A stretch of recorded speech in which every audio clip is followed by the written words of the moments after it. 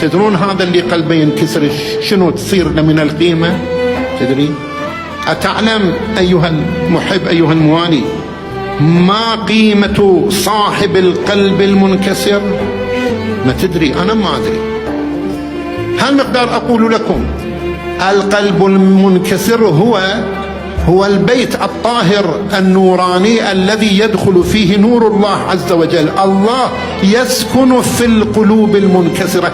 أنا عند شنو؟ قول أنا عند المنكسرة قلوبهم. إذا عندك قلب منكسر الله يسكن في قلبك، تصير أنت الملاك، أنت صاحب البيت، الله مستأجر. صاحب البيت اللي تستأجر منه الشقة أليس له حق عليك؟ أو ما يجب عليك أن تدفع الإيجار؟ أنت مستأجر، الله عز وجل عليه أن يدفع الإيجار إليك، أنت صاحب القلب المنكسر. عرفت قدرك؟ إذا قلبك انكسر تدري ايش قيمة قلبك؟ الله يصير مستأجر قلبك،